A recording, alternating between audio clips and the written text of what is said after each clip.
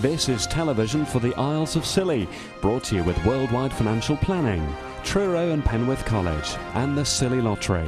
From Radio Scilly, this is scillytv.com.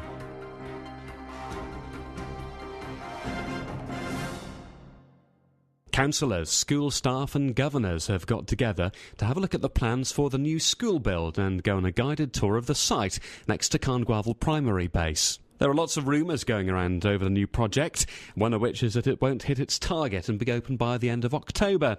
School headmaster Bryce Wilby says there's better news. The school's going to open ahead of schedule. But the head teacher is dismissing speculation that the off-island school bases could close. Significant reorganisation of the school is underway at the moment, and some job titles and staff roles will be changing. This is a way of maximising the budget, says Bryce. It's meant some internal reorganisation of roles because the St Mary's primary and secondary schools will be sharing a site from the autumn. Parents have complained over a lack of parking provision at the site. Bryce says there won't be any more spaces under the plan and there's little they can do about it. For the past 3 years, Sue Sayer of the Cornwall Seal Group has been funded from the island's Area of Outstanding Natural Beauty to look into the movements of grey seals around Scilly. She recently came to the Old Wesleyan Chapel to present her findings, and Radio Scilly caught up with her before her talk. Kind of the hottest off the press piece of news really was about a female called Lizard Quavers, who we've seen out on the Eastern Isles, and she goes up to Scoma, off the Pembrokeshire coast, to have her pups. Probably goes a little bit further actually, but she was seen heavily pregnant on Scoma, so that's quite an exciting link that seals that perhaps we thought were Isles of Scilly seals might actually be Welsh seals, because that's where they were probably born, because they go back to their natal site to have their pups. In 2010, a seal that was satellite tagged off the Brittany coast, called Balloon Man, made his way to Melegan and spent a few days wandering around the Western Rocks, headed back out to sea, and then went and visited the Eastern Isles and did several weeks foraging using the Isles of Scilly as a base and then going out to sea from there. I think there are two drivers for seals, mating and feeding. So I think it's probably to do with their need to find good food sources and plentiful food sources. So if they always fish in the same place, they probably run out of food, and therefore, a bit like crop rotation, probably move around the seas to sustain their sources of food. The two ways that are possibly different are that seals in Cornwall breeding sea caves, which seals in Scotland don't.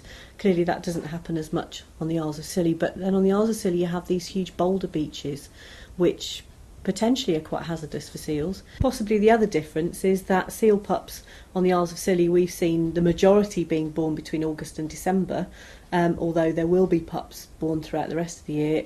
In other large rookeries up in Scotland, they tend to come ashore on a more short period of time, so they all come at the same time to pup. Well, one of the things that's always surprised us is that we've seen at least two common seals, and we've seen them repeatedly, but we found that back in prehistory, archaeology has dug up seal bones that have been identified as both grey seals and common seals. So common seals have obviously been used in the Isles of Scilly for quite some time. In the southwest and the Celtic Sea population, they're absolutely critical, and the reason they're critical is the Celtic Sea goes from France to Wales to Ireland. Cornwall and the Isles of Scilly are the hub of that. So if seals need a stopping off point to recharge their batteries, digest their food, have a bit of a rest, meet friends, then that's where they're going to do it, the Isles of Scilly, because it's the hub of the Celtic Sea population that they're moving around. We think they probably each have a unique route round the world, round the Celtic Sea, I should say. But as anyone who's seen seals on the Isles of Scilly, they often haul out with others. So they seem to have a bit of a herding instinct in that respect. Maybe for safety, because if you hauled out on your own, you're vulnerable. Whereas if there are other people keeping a lookout for predators, you're going to be safer. So they do seem very sociable when they're hauled out in groups on the islands.